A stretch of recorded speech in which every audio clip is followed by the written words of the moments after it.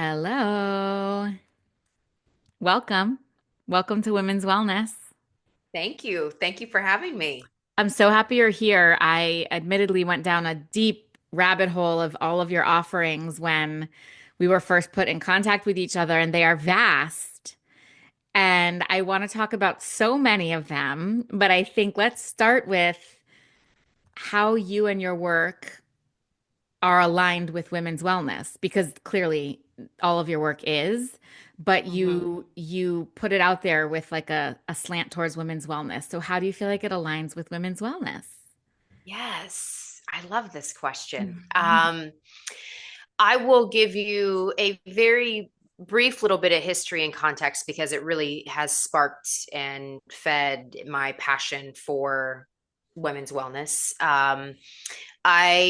As we all do, I'm sure have experienced on our journey, was really just struggling with my own sense of self-confidence and purpose and especially in the corporate world as a female, struggled to find my voice and my authenticity, stepping out of that seeking approval space. And so I thought, as I continued along my path and really have been plugged into coaching and development and holistic wellness and yoga, I thought, I'm sure there are a lot of other women who have experienced these feelings and just either feel stuck or sometimes powerless and not exactly feeling like it's okay to say that. Maybe feeling embarrassed or feeling a sense of shame with saying that. So, my work really connected to women's wellness is about humanizing that whole process and making it okay to say, you know what, I am still trying to tap in and find that authentic part of me that feels like I don't have to chase down approval. I don't have to work or be in a role that doesn't feel like me or doesn't feed me. And then the physical, mental, emotional wellness side of that, not to say that those other things I just mentioned aren't connected to all that, but um I struggled with my just body image really the bulk of my entire life, and I think women can relate to that. I also struggled with my weight and very recently my just hormone regulation, and so I bring all that up to say my path to physical wellness and really finding something that worked for me was my journey into yoga, and I wanted through Zen Leader, which is really my platform that brings all of that together. I wanted to make all of those things accessible to women in a way that's allowed them to be able to raise their hand and say, yeah, I'm struggling with those feelings. And yes, I want to develop my leadership skills and my leadership presence and find my voice and tap into my confidence. And oh, by the way, I'm curious about yoga and holistic principles and meditation. And um, so that really is the spirit of how all that work gets pulled together and what I'm trying to accomplish with it. Just create a space that makes all of those things okay and all of those challenges okay. And to also offer something of value that says, here are some things that can help. Here are some things that can um, help guide and steer and help you to take another step forward when you might not know what that path forward is. I love that. So you came from the corporate world? I did. How Yeah.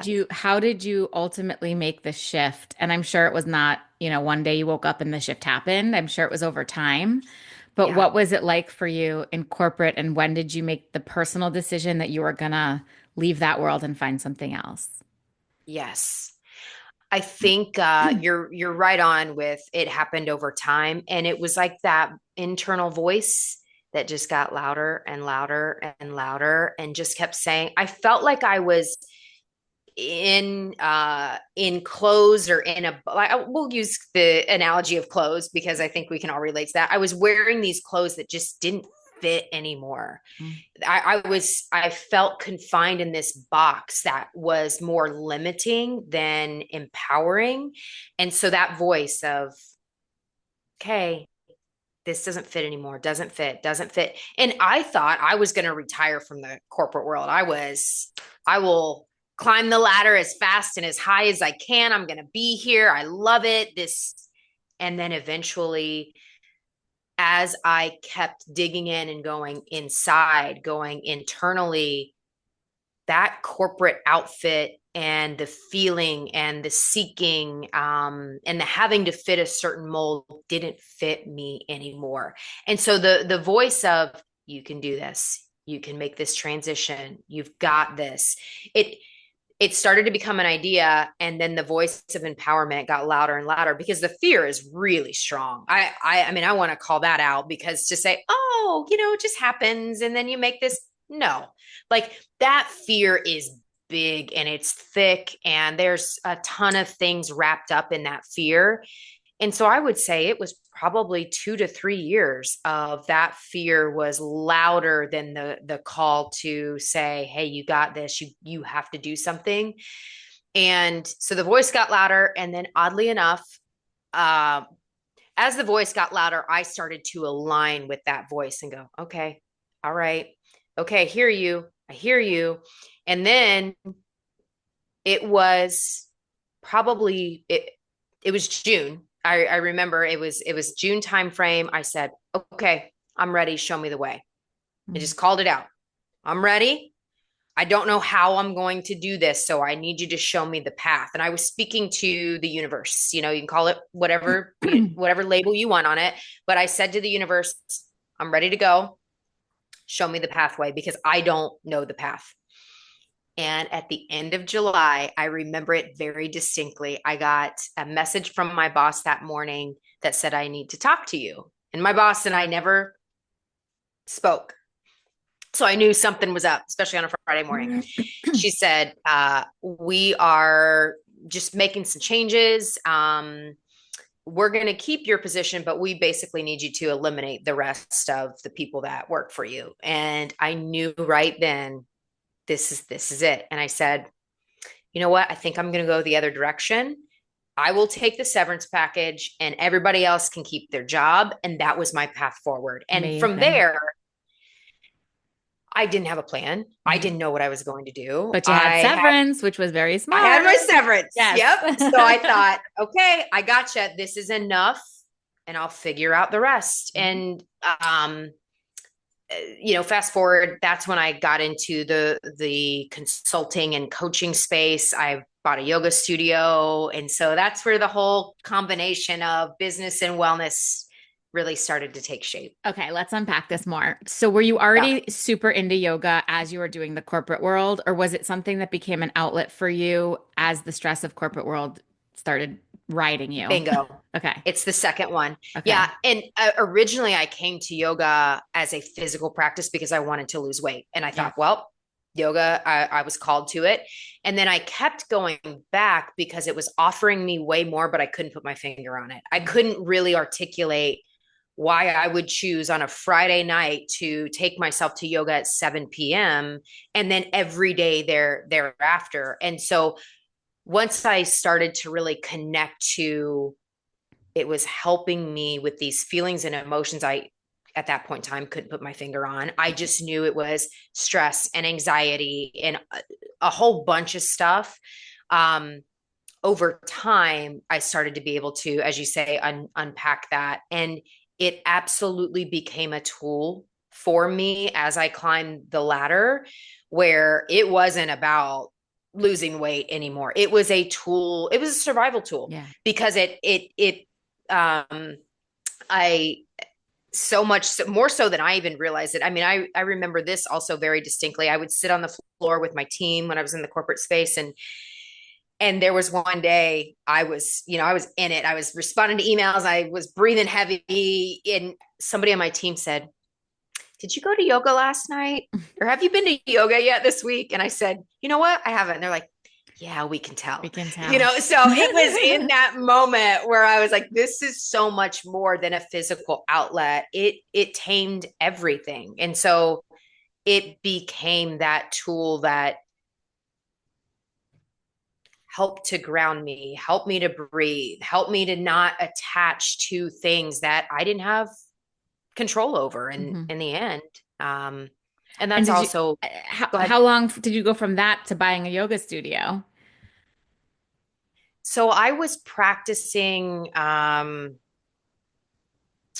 probably 8 years. Yeah, it was probably 8 years where I was. So I was, going to yoga classes. I was living in Las Vegas at the time that I started practicing yoga. And then I made this transition for a corporate job across the country to Boston, Massachusetts. And it was like really intense. And so I was at the hot yoga studio every day. And then I became a yoga teacher to deepen, to go deeper. And again, as I went deeper internally, more of what I really wanted out of life became clearer and clearer. Because as I shared a couple minutes ago, I thought it was, get as high as you can on the corporate ladder, make X amount of dollars, have all sorts of stuff in your closet, drive this car, live in this house. And then I got there and I was like, man, this isn't it. Mhm. That there's this isn't it. Um, and so then the transition happened from the corporate world, and it was now I get to have my own yoga studio and introduce yoga to everybody else in a way that it can be a place of healing for them. And that was what I was really passionate about with the studio is I want to bring this tool to people so that it can help them in the same way that it helped me. I wanted for people that had never tried yoga, that were like, I don't know. I don't know if I can do it. I don't want to stand on my head and do crazy poses. I'm like, hey, it's not about that. I just want you to come into the studio. And so ever Amazing. since then, it's really been about sharing those tools. I love it. And when you left the corporate world and you moved into consulting and coaching, had you ever done any kind of coaching before? What drew you to coaching? Yeah, when I in the corporate space, and when I really figured out what leadership was all about, which is about serving the people that you work with. At first, I thought it was all about, becoming this leader and everybody just automatically follows you. And then very quickly that didn't work. And I became very clear that leadership is, for me, is about service to those that you work with. And so um,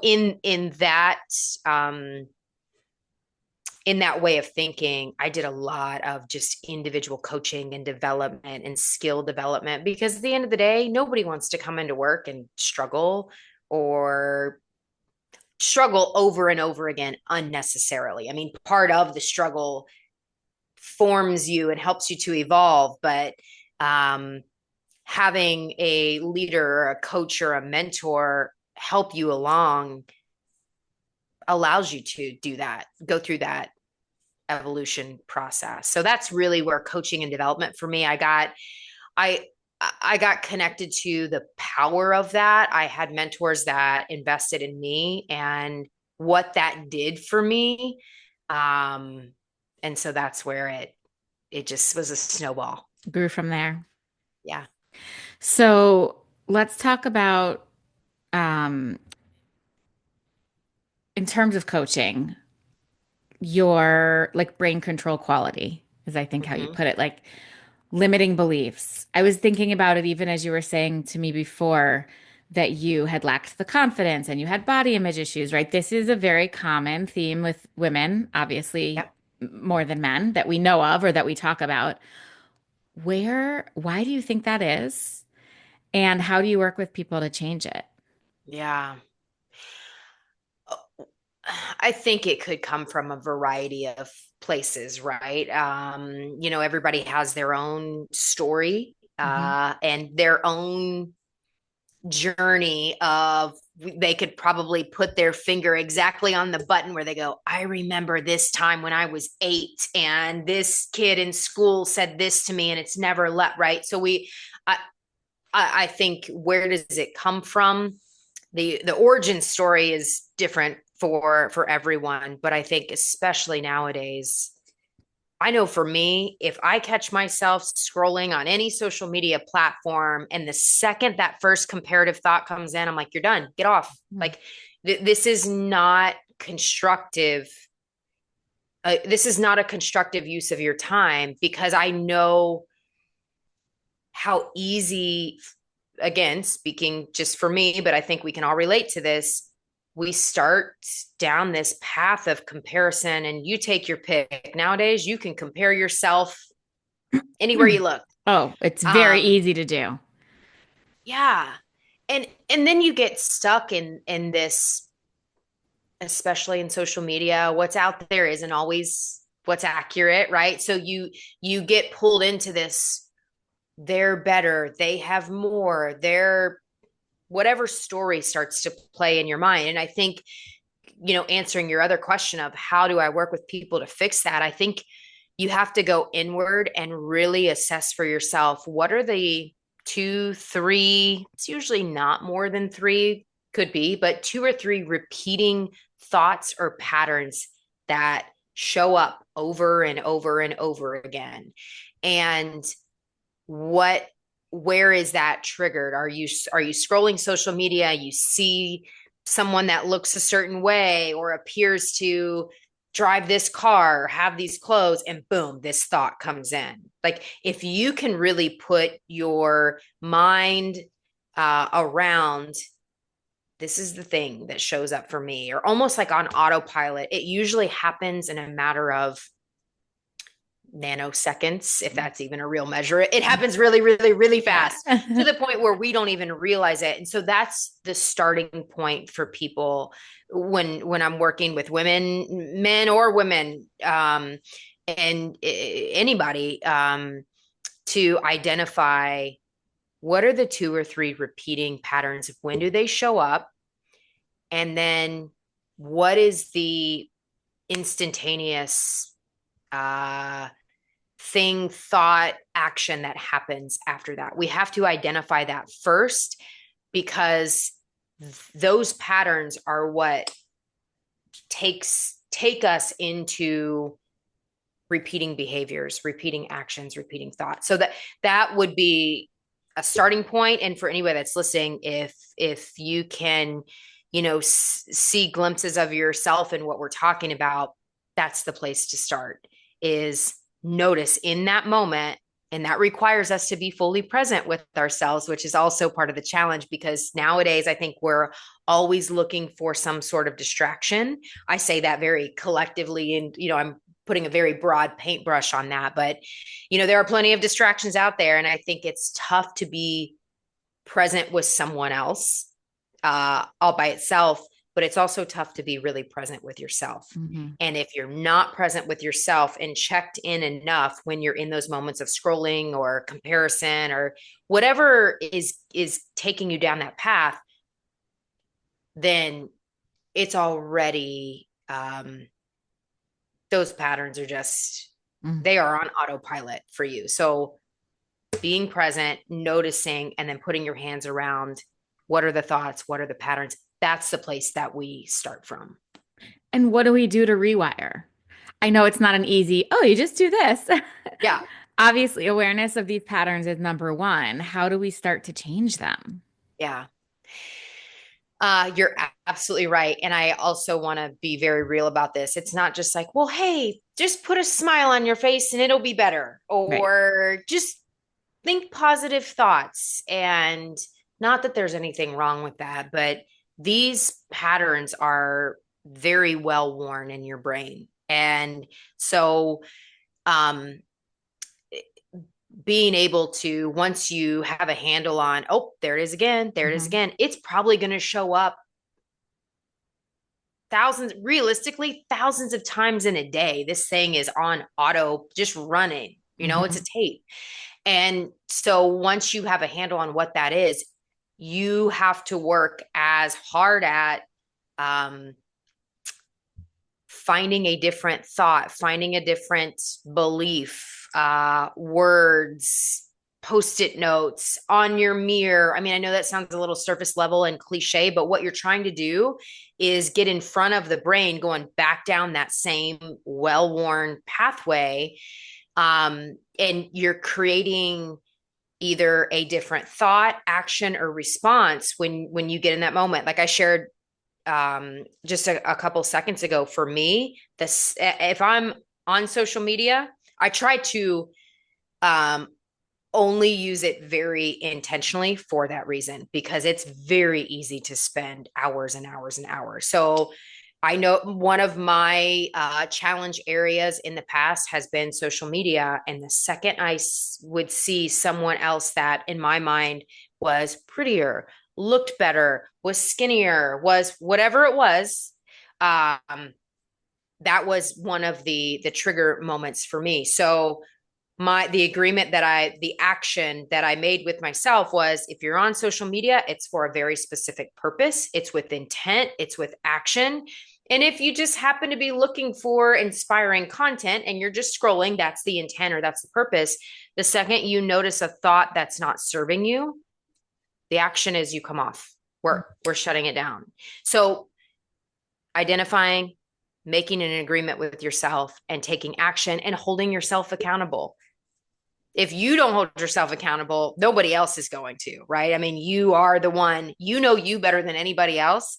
You know when your mind is off in a land that's not productive. And if you're not up there managing the mind, maintaining control, being the CEO, if you will, it's going to wreak havoc. You know, I've often said, the mind can be your best friend or your worst enemy. And it'll do both. Yeah. It's a very powerful tool. So being plugged in and holding yourself accountable, once you identify, again, the pattern, the thought, the action, what are you going to take to start to carve out a different response? And then that accountability piece. I keep thinking for myself, I put a time limit on my Instagram and my all my social media, so that I can't go over a certain amount of minutes per day. Yeah. And then on some days, they give you the option to just ignore the limit, and I push ignore limit, and I just go over my limit anyway. I'm Yep. trying so hard. I thought that would be so helpful for me, and then I'm like, well, some days I just can't do it for myself, you Yeah. know? Yep. Hard. And I think normalizing that and going, you know what? I don't feel like it today. Yeah. Okay. I'm going to honor that too. Yeah. And because that's real, that's human response, that's human behavior. And it's like the days that you should be working on the to-do list and you go, I want to sit and watch Netflix all day. I don't feel like it today. Okay. I'm going to let that be okay today. Yeah. But I'm going to make that as a conscious decision. And because you're allowing yourself to do that and you're making that conscious decision, that also means I'm not going to judge myself for that. I'm Mhm. not going to beat myself up for that. I'm hard. I'm very good at wanting to Netflix and chill. I'm not as good at not judging myself for it. It's hard. Yeah. It's Yeah, hard. it is. Well, and I think that segues really nicely into rest in general, rest and burnout, and how, like, I know you talk about the emotional ROI, especially Mhm. for female entrepreneurs. Tell us about that and how do we keep it at bay? Yeah. Well, I'm at the risk of sounding a little bit like a broken record at my recommendations or my suggestions. If, the whole thing about managing your energy ROI. So ROI is, what's the return on my investment? And in the corporate world, in the business world, or any business operation, we think about that in terms of money. Am I profitable? Am I in the green or am I in the red? And you can even think about that for your own personal finances, right? Am I getting return on where I'm spending or investing, if you will, my money? That could be, hey, this Hulu membership is $12. Do I watch Hulu enough, or whatever, 10.99? Right. Do I watch Hulu enough to get the return on my investment? It doesn't have to be these large investments. So when we think about that in terms of our energy, and with the Zen Leader Masterclass, there's this whole module on, managing your energy like you manage your money. And the first thing that we do is have an energy balance sheet. So Mhm. you write down, in a typical day, in a typical week, where do I spend a lot of my time and energy? If I'm commuting, I spend 3 hours a day in the car. I spend an hour and a half, whatever it is. If I'm at kids' activities, I spend this amount of time. If I'm at work, I spend this amount of time. So really thinking about where do you actually spend the time in a day? And then where the magic starts to happen. So it's not just a law of numbers of, well, I'm going to spend less time here, less time here. What you're really wanting to know is how do I feel when I spend my time slash energy? So if you think about time and energy in the same measurement, how do I feel where I'm spending this time? Does not really make me feel anything? Is an obligation? Am I frustrated? Am I drained? Am I energized? So it's not just writing down the negative things. It's really it's a balance sheet. It's where am I spending? How am I feeling? And then we take the next step over and say, am I okay with these feelings?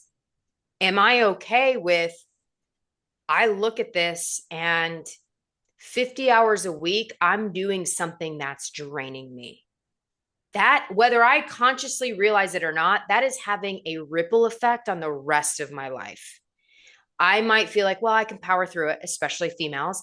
I'm going to power through it. I got this. Just put my head down, get it done, get it over with. What we don't realize is that energy is storing itself in your mind, your body, your spirit, physically. You know, small little yoga offering here, but if your hips are really tight, especially nowadays, we can sit a lot during the day, but the hips are one of the places that we store a lot of emotions and grief and frustration. So if you're ever in doing any sort of stretch, you're like, oh my gosh, my hips are so tight. I share that to say the places where we spend time and we're in the red on our balance sheet are having more of an impact than we realize. And a lot of times we do this for years and years and years and years and don't think that it's impacting us in all these ways. And then later on, we end up with ailments, sicknesses, and not to say that's the only reason, but the message here is it's having more of an impact on you than you consciously realize. And if you don't do this assessment and say, you know what, I don't want to spend 60 hours of my week feeling drained, feeling frustrated, feeling angry, feeling empty, feeling unfulfilled, like that's where you really get into your life force. Like this is your life. And if 60 hours in a week you feel unfulfilled and you're just having to power through, you do the math. I mean, that's a huge chunk of your life where you're in the red. Mm-hmm. And so that whole exercise is really about taking a look at there are certain things on your balance sheet that just are right now, right? But being able to build micro actions to put more green on your balance sheet, to feed yourself more, to have more activities or experiences that say, that was fun. I felt great. I felt energized. I felt inspired. What does that for you? That's what you want more of on your balance sheet because that energy is what's going to help you cut through fear. It's what's going to help you cut through the voice that says, nah, you probably shouldn't. I don't think you can. You're not good enough. If you have more red, it makes it way easier to believe you can't. You're stuck. Just keep working this job. Just keep doing this thing. It becomes easier to believe. But if you get on the tipping point with some green, that voice of, okay, well, let's just do this. Let's just do this little micro thing. That's the only person that can do that is you. And I think we rely on the external to feed us and offer. Mm-hmm. And that's an empty path every single time. Give me an example of what one of these micro actions could be to get us into the green. Yeah. I would say if you're looking at your balance sheet and you got a lot of red and you got a lot of the draining, empty, frustrated, we we want to start with identifying where is their green, where is their positive. Let's do more of that. Even if it's, you know what? It feels really nice when I get to work to just sit in the car for 30 seconds and take a couple deep breaths. That makes me feel good. And I know that I'm doing something good for me, even if it's for 30 seconds in the car before I walk into work. Or, you know what? If I just got out of a really tough meeting at work, I know those moments of sunshine or breathing or watching something funny on social media, right? I know we just talked about it like it was the worst thing in the world, but Hey, a crazy cat video is a crazy cat video. Get absolutely. the win, get the laugh. Yep. Totally agree. Yeah. It's about shifting the energy and feeling different. And that can happen in a matter of seconds. So going back to your question of what can we do? It's the micro movements of getting more green, getting more good feelings. That's what we want more of. And eventually we do more. We feel better. We feel better. We feel more. We laugh. We're a little bit happier. We got to walk around with a smile on our face. The experience is in the details. You have to be in the details to shift it all the way around, even with those micro actions. And I am absolutely guilty of this probably every single day. We feel like it's got to be this big monumental move or this big shift or this big change. Those things happen in the micro movements, right? Eventually, you started here and then you get here like that, but that didn't happen overnight, right? Mhm. Nobody's an overnight success. We like to think that that's real. It's not. Right. And your life is the same way. Can you plan your day around finding these green moments? I love that. Yeah, I think you totally could. Mm, I love that too. And I think you almost, depending on your schedule, and I think anybody listening to this is probably like, my schedule's jam packed. You probably have to plan around that. Mhm. Where are my green moments? Where are those moments of where I'm going to do this for myself? Because we already know everything and everybody else is going to bulldoze over you and be the most important thing, right? Which puts you on the back seat, on the back burner. Mhm. So I think that is a fantastic suggestion of planning out. Once you identify what your green moments are, Mhm. this is a green moment for me, even if it's 60 seconds, you Love know? that. So you bring this work in with your one-on-one coaching and group coaching. And what is Zen you? What is like the crux of your business? So Zen Leader is Zen Leader, bringing to, sorry. yeah, no, it's all right. I have the U School, which is Yes, you I were combined them. combining them. Yeah, yeah. So Zen Leader, the crux of all the work that I do goes back to that coaching and development and the tools to help you develop. The U School is higher ed specific. Zen Leader is accessible to anyone. There is a women's wellness component to it, but it really is bringing together online courses, which Zen Leader has an online course that's available to anyone. I will say it is female specific. Courses, coaching, workshops, small group, one on one. And it really brings together everything that we've been talking about, meeting people where they are and helping them along their journey. With Zen Leader brings together leadership, business components with holistic wellness, and goes back to that inspiration that I shared with you when I first bought the yoga studio of I want to make these tools accessible so that people don't look at this and go, oh, it's too weird. It's too woo woo. Like there is so much, for lack of a better word, magic in the principles. And so what I have done with Zen Leader is really tried to make them digestible for anybody at any point of their journey, so that they could plug in and experience that transformation, experience that evolution, that traction that we were talking about, those green moments, the traction mentally, emotionally, physically, spiritually. That's the fuel that keeps you going, okay, I got this. I'm going to put one more foot in front of the other. I'm going to keep going. I love that. I usually like to close with some sort of advice or that you either give or get, but I feel like you already gave us so many nuggets. If you have one, like something somebody gave you, a family member or something that you like to, like a cliche that you like to think about from time to time. I also love like your mind can be for good or for bad. Yeah. But if there's one that you can close us out with, is anything come to mind? You know what? I was on a podcast last week and I shared this around this same question, and it really has stuck with me. My husband writes me little notes. Like I'm sitting in front of all these little notes that my husband writes me pretty much every day. But he wrote this one note to me, and it's right here, and it says, "You are strong. You got this." And I know it sounds a little okay. That's great, but the deeper meaning to that is, you know what? This isn't your first rodeo. You've been here before. You've been through tough things. You've made it through tough things, which means whatever you're going through right now, if it's tough, you're going to make it through this too. You got this. So I when love you it. need those moments, just tell yourself, I got this.